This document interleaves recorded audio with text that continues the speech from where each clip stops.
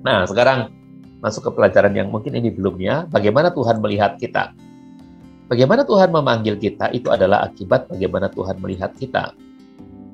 Udah ya rasanya, kok saya lupa ya. Tadi nggak dilihat dulu ya. Oke lah, bagaimana Tuhan memanggil kita itu adalah akibat dari bagaimana Tuhan melihat kita.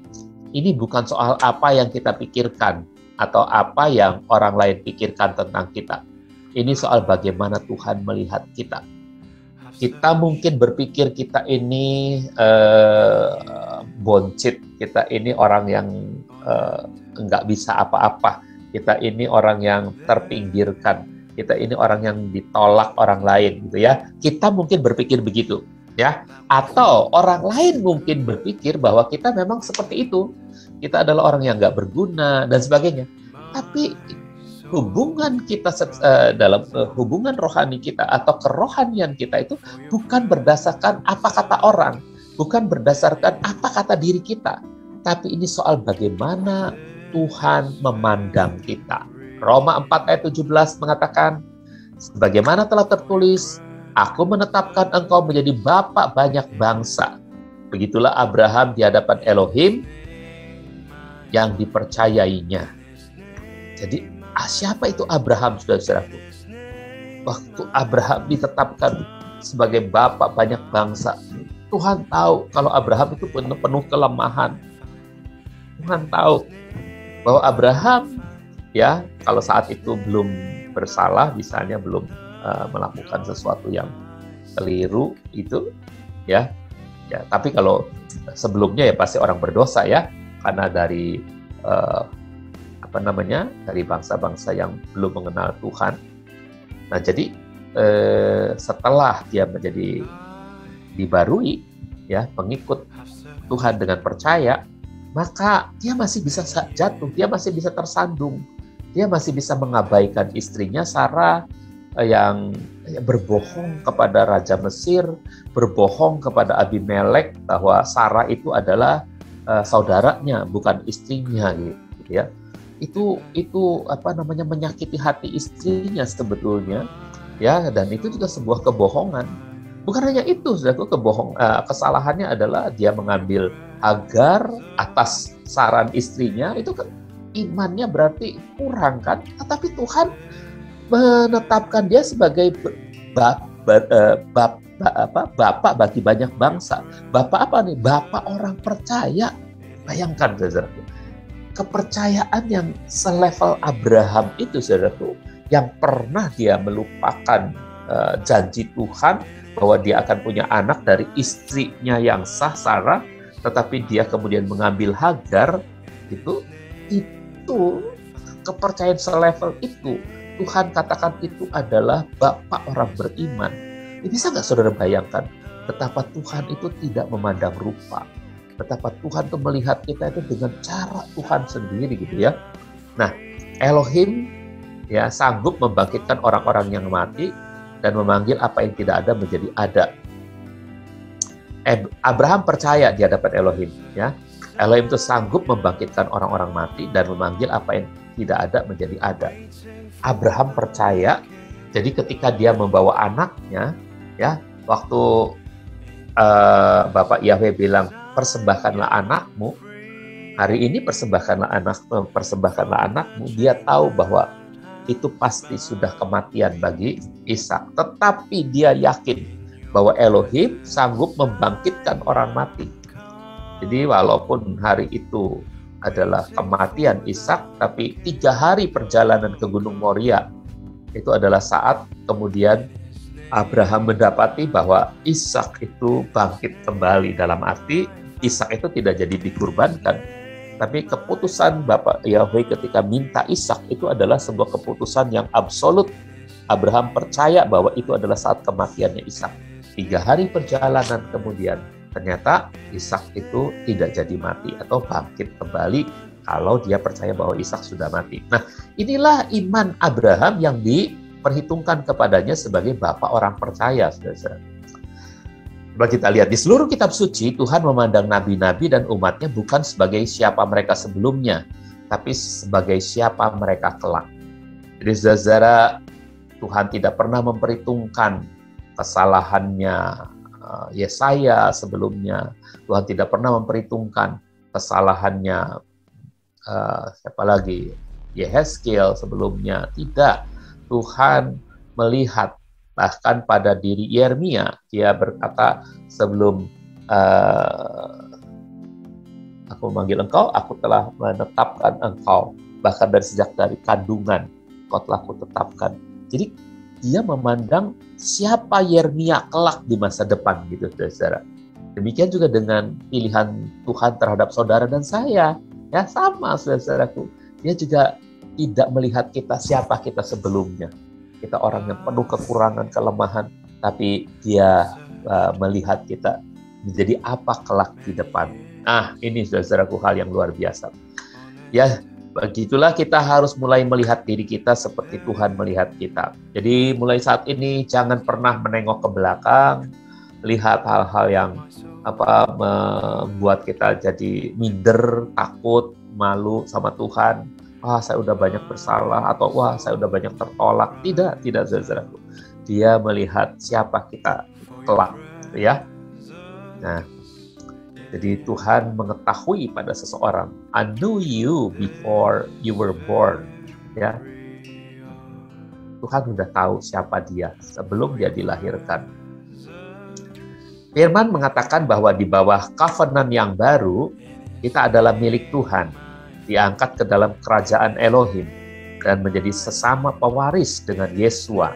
Itu firman yang mengatakan, dan kita menerima pesan dari Roh Kudus itu ketika firman ini diremakan kepada kita. Roma 8 ayat 15 sampai 17. Coba kita baca supaya ini merema bagi kita. Sebab kamu tidak menerima roh perbudakan lagi yang membuat kamu takut. Ingat baik-baik, saudara tidak lagi menerima roh perbudakan yang membuat saudara takut. Tetapi roh yang mengadopsi kamu sebagai anak, yang dengannya kita berseru, ya Aba, Bapa. Saudara, kalau saudara bisa memanggil dia dalam kelembutan doamu, ya Aba, Bapa, itu artinya saudara tidak lagi menerima roh perbudakan. Saudara jangan takut tentang masa lalumu. Itu nggak akan diputer jadi video di depan para malaikatnya. Lihat tuh, si Yahya tuh masa lalunya tuh begini. Tidak, saudaraku, ya. Jadi kehidupan Rasul Paulus masa lalunya itu nggak akan diputar lagi. Sudah melupakan. Roh itu bersaksi bersama roh kita bahwa kita adalah anak-anak Elohim. Kita ini anak loh, saudara-saudara. Dan kalau kita sudah jadi anak, tidak mungkin dibatalkan lagi. Jika kita adalah anak-anaknya, maka kita juga ahli warisnya yang akan mewarisi kekayaan Elohim bersama-sama Hamasya, bersama-sama Sang Sulung kita. Sebab jika memang kita menderita bersama Dia, maka kita pun akan dimuliakan bersama Dia. Nah, inilah hasrat yang kita perlu bangkitkan, yaitu siap untuk menderita bersama dengan Hamasya, ya, supaya kita pun akan dimuliakan bersama Hamasya. Tapi menderita bersama Hamasya bukan berarti roh perbudakan, bukan, saudara-saudara. Menderita bersama Hamasya adalah karunia yang besar yang Tuhan percayakan kepada kita, ya. Jadi jangan sampai lupa, saudara, bahwa kita ini sudah jadi anak. Kita bisa menyeru ya Aba, ya Bapa. Besok itu kita akan menyeru ya Aba, ya Bapa. Ketika kita kesenggol jatuh, kita menyeru ya Aba, ya Bapa. Ketika kita seleketan jatuh, kalau kesenggol kan orang lain yang mengakibatkan itu jatuh. Kalau kita seleketan itu bahasa apa ya, Betawi. Kalau kita hidupnya sembarangan gitu sampai jatuh gitu ya. Bapak nggak bilang rasain karena kamu nakal. Kita akan tetap memanggil dia Aba, Bapak. Bapak sakit, ya, Bapak akan menolong. Saudara, waktu kita jatuh, ya, itu yang Bapak janjikan. Jadi jangan pernah punya persepsi bahwa Bapak itu akan marah sama saudara karena saudara seleketan, karena saudara sembarangan menjalani kehidupan gitu ya. Saudara pasti nggak mau sembarangan, tapi barangkali satu saat saudara terjebak oleh satu keadaan. Tetap Bapa itu adalah Bapakmu kalau engkau memanggil Dia. Makanya berani nggak engkau memanggil Dia? Lihat si bungsu. Aku akan kembali kepada Bapakku. dan aku akan berkata kepadanya, cukup menjadi hamba saja, terima aku ya. Bapak, aku jadi hamba saja, terima aku. Tapi dengan dia berkata Bapak, gitu saudaraku, bapaknya nggak peduli. Ini pasti anaknya, ini bukan hambanya. Jadi tetap dia menerima sang anak, ya, si bungsu itu. Oke, nah saudara-saudara, kisah si bungsu itu jangan sampai lupa, jangan sampai dilepaskan sebagai itu cerita untuk orang belum bertobat. Tidak, bungsu dan sulung dua-duanya adalah anak, ya. Dua-duanya adalah anak. Dan jangan pernah berpikir bahwa cuma si bungsu yang bersalah. Si sulung juga adalah orang berdosa sama seperti si bungsu. Tapi Bapak tetap Bapak yang baik. Dia berkata kepada si sulung, bukankah semua sudah tersedia? Engkau bisa kok, mau pesta apa saja, silakan gitu ya. Nah, lalu itulah yang Bapak harapkan agar pemikiran si sulung pun bisa berubah. Jangan menghakimi adiknya. Artinya ada banyak orang Kristen yang seperti si sulung. Dia coba menghakimi sesamanya. Padahal dia sendiri ketika menghakimi, dia sendiri adalah orang yang sedang menerima roh perbudakan. Dia lupa bahwa dia tidak lagi menerima roh perbudakan. Artinya apa? Waktu si sulung berkata, aduh kok dipestain si adikku yang sudah menghambur-hamburkan. Lalu dia berkata kepada bapaknya, Bapak, sekian lama aku mengabdi kepada Bapak. Nah, itu roh perbudakan, saudara-saudaraku. Dia menganggap dirinya mengabdi, menghamba, ya. Bukan. Dia anak, dia bukan hamba. Nah, saudara-saudara, ya. Jadi ingat baik-baik hal itu ya. Oke. Jadi kita ini nanti akan menjadi pewaris dengan Yesua. Bersama-sama Yesua, kita akan menjadi pewaris dalam segalanya. Tapi jangan lupa, pikiran kita jangan hanya tertuju kepada yang di surga, saudara-saudaraku. Di bumi ini kita itu pewaris loh, saudara-saudara. Artinya apa? Di bumi ini kita harus berbagi. Di bumi ini kerajaan surga harus dinyatakan ke tengah-tengah dunia. Jangan cuman, saya udah aman, saya pasti masuk surga, kemudian saudara diam-diam saja. Tidak. Yesus itu memberi amanat supaya kita memuridkan setiap orang, ya. Semua bangsa. Oke? Baik, lanjut. Sebagai sesama pewaris dengan Hamasiah, kita juga menerima semua hak dan keistimewaan atas warisan itu. Jadi kita punya hak dan keistimewaan yang sama atas warisan itu. Nah, artinya apa nih saudara? Seperti itu pula lah kebenaran kita bukanlah tentang apa yang kita lakukan, melainkan tentang siapa Tuhan dan siapa kita seperti yang difirmankannya. Kebenaranku bukan karena perbuatanku, sama sekali tidak. Perbuatanku tidak bisa membenarkan diriku di hadapan Tuhan. Tetapi siapa Tuhan? Tuhan yang maha baik itu. Dialah yang telah menebus aku. Siapa diriku? Firman Tuhan katakan aku orang yang penuh dosa. Nah, tapi Dia telah menebus aku, membarui hidupku, dan aku sekarang menjadi anak-anaknya. Jadi ini saudara-saudara, kita harus sadar betul tentang hal ini, karena dari sinilah nanti mengalir kuasa. Dan bagaimana kesembuhan bisa terjadi? Ya, ketika kita mempercayai hal-hal ini, saudara-saudara, bahwa saudara itu diterima Tuhan apa adanya, ya. Bagaimanapun keadaan saudara-saudara adalah anak dari Tuhan. Nah, Roma 6 ayat 20 dan 22 menyatakan, sebab ketika kamu masih menjadi hamba dosa, kamu bebas dari kebenaran. Ya. Tetapi sekarang sesudah dibebaskan dari dosa dan menjadi hamba Elohim, sekali lagi perhatikan kata hamba Elohim itu karena sedang memperbandingkan dengan hamba dosa ya. Tapi bukan sesungguhnya saudara adalah hamba Elohim ya. Saudara boleh menyebut dirimu saya hamba Tuhan. Ketika apa? Ketika saudara berpikiran untuk melayani dalam pelayanan-pelayanan yang dipercayakan oleh gereja. Saudara adalah hamba Tuhan.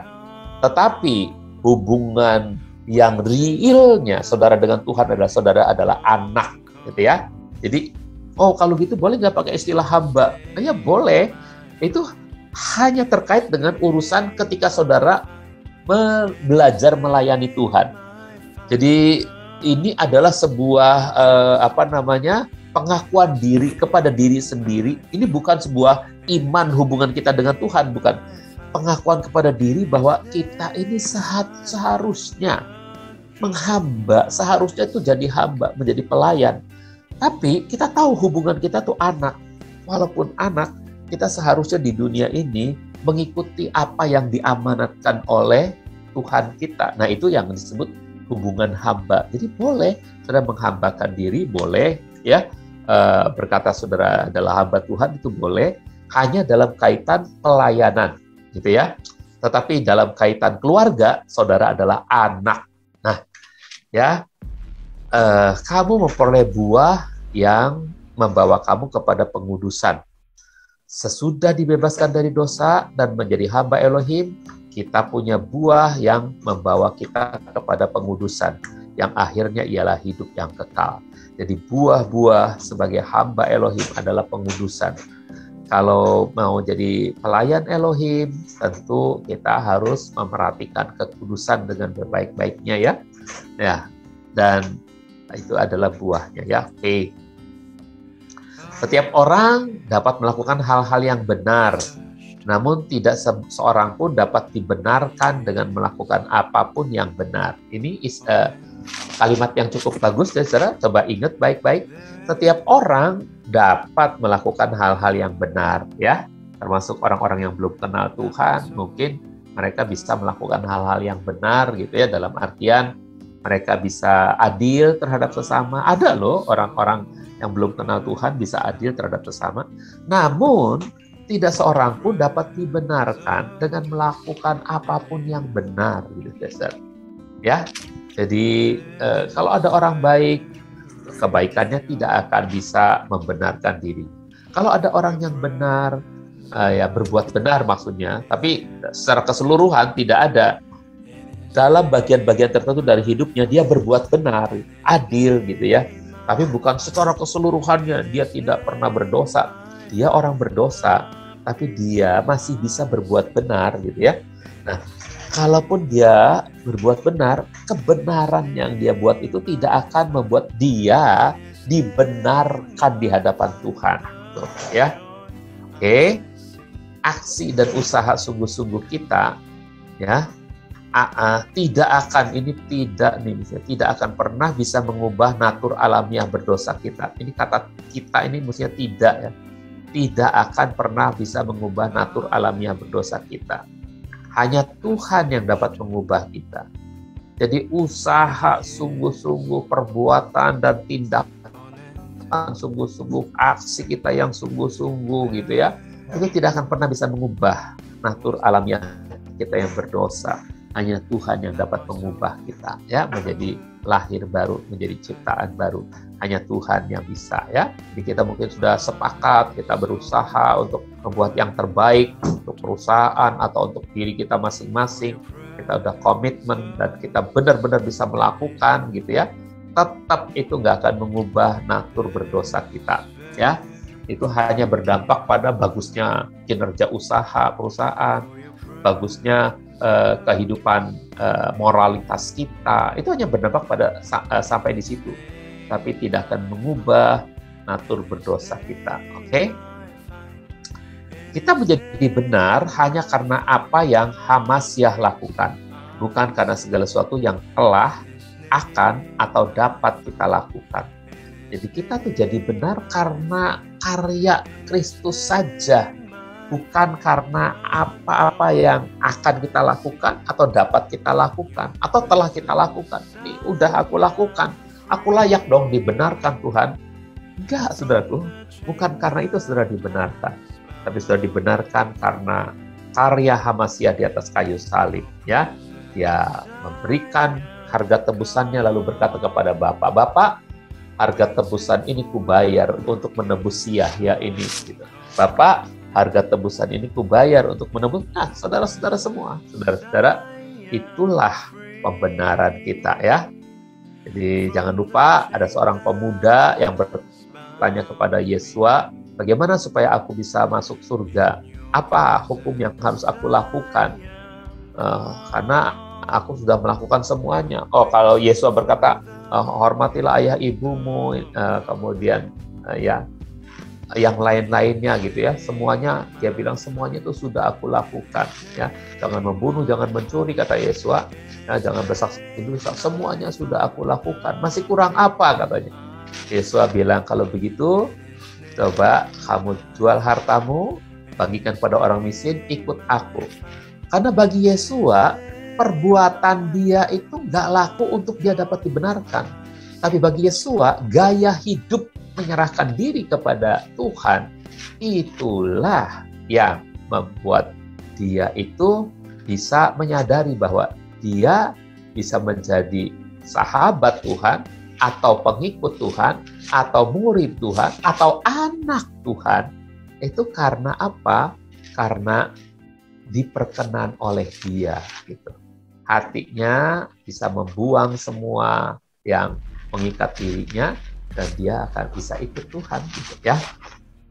Bisa juga Yesus itu cuma mau menguji apakah dia sungguh-sungguh tidak mengandalkan perbuatannya lagi, lalu dia rela menyerahkan semua hartanya, atau dia menganggap bahwa harta dan kekayaannya adalah karena perbuatan baiknya, sehingga dia layak untuk tetap mengangkanginya. Ya, dia akhirnya gagal dalam ujian ini. Nah, saudara, jadi sekali lagi, kebenaran yang perbuat oleh pemuda ini ya, itu tidak bisa laku di hadapan Tuhan. Sebab bagi Tuhan, ya, Tuhan ingin menebus dia. Ya, kita nggak tahu cerita selanjutnya dari dia. Mungkin ketika Tuhan Yesus disalibkan, dia melihat hal itu, kemudian dia bertobat. Nggak diceritakan dalam Alkitab. Tapi yang jelas dalam peristiwa kali ini, pemuda ini gagal ya. Secara pemuda ini gagal. Mungkin lain kali Tuhan bisa bersuara lagi kepadanya dan pemuda ini diselamatkan, kita nggak tahu. Nggak ada ceritanya dalam Alkitab. Oke. Meski orang berdosa tidak dapat dibenarkan berdasarkan usahanya, namun kekudusan adalah merupakan buah langsung dari pembenaran. Jadi jangan lupa saudara, mengapa kita harus jauh dari dosa? Karena kekudusan itu adalah buah langsung dari pembenaran. Ketika kita dibenarkan, kita tuh dikuduskan sekaligus. Makanya kita harus menjaga kehidupan kudus. Ini adalah habitat kita yang baru. Kita hidup dalam alam kekudusan, habitat baru kita. Kalau kita adalah seekor ikan, habitatnya adalah di air. Kita harus jaga untuk tetap bisa ada di dalam air. Kita nggak boleh tiba-tiba loncat keluar dari akuarium. Keluar dari akuarium itu, keluar dari air itu, kita akan kelepek-kelepek di luar sana. Saudaraku, jadi jangan sampai kita keluar dari sana. Itu ya. Kalau sampai kita keluar dari sana berteriak kepada Tuhan, Tuhan akan ambil kembali, masukkan lagi ke akuarium. Itu loh, saudara. Ya, jangan sampai lupa itu, saudara ya. Tidak seorang pun dapat mencapai kekudusan melalui usaha pribadinya. Jadi kekudusan itu, gaya hidup surgawi itu, ya, itu betul-betul anugerah dari Tuhan. Itu betul-betul DNA-nya Tuhan yang ditaruh di dalam kita, sehingga kita hidup tetap dalam DNA itu, tetap dalam hayat itu, dalam habitat itu, saudara. Di air itu kalau kita ikan ya. Air itu. Jadi itu bukan usaha pribadi kita. Kekudusan hanya bisa dicapai melalui kuasa Roh Kudus yang mentransformasi manusia batinnya seseorang. Ketika manusia batinnya kita diperbarui, ya, maka itulah anugerah nih. Ini kuliah anugerah. Apa? Kuliah. Ya. Putri. Ya, Putri, mohon. Ya, oke ya. Oke. Nah, jadi ini mentransformasi manusia batinnya kita ya. Panggilan menjadi kudus dan tak bercacat itu dari Tuhan, luar biasa ya. Yesaya 64 ayat 6a menyatakan bahwa jika kita mengandalkan keberadaan kita, maka kebenaran kita akan seperti kain yang najis, kain kotor, kain lara ya. Saudara, demikianlah kami semua seperti orang yang najis, semua kebenaran kami seperti kain kotor. Jadi kita kebenaran itu seperti ini kain kotor sekali pakaian kita. Tapi Tuhan bisa menyaluti kita dengan jubah putihnya, saudara ya. Dia bisa menutupi kita, menutupi semua kekotoran kita. Jadi kita tidak bisa mengandalkan perbuatan kita. Semua perbuatan kita di hadapan Tuhan hanya seperti kain kotor.